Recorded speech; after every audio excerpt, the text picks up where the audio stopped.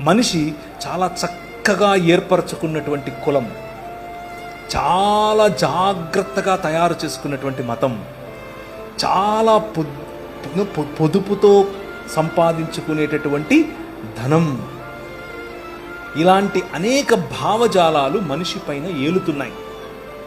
ఈ భావజాలాల నుంచి విడిపించటం, మనిషిని మనిషితోనూ మనిషిని దేవునితోనూ కలపటం.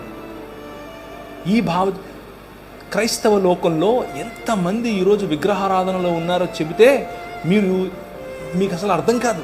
విగ్రహారాధన అని అంటే వెళ్ళి రాయి ముందో రప్ప ముందో తలంచటం కాదు, అవి బొమ్మలు. బొమ్మకు విగ్రహానికి ఉన్న తేడా ఏమిటి అని అంటే ప్రతి విగ్రహము వెనుక ఒక భావజాలం ఉంటుంది. ఆ భావజాలం మనిషి పైన రాజ్యం చేస్తుంది. కానీ మనిషే దేవుడు ప్రాణప్రతిష్ఠ చేసినటువంటి ఆయన ప్రతిబింబం.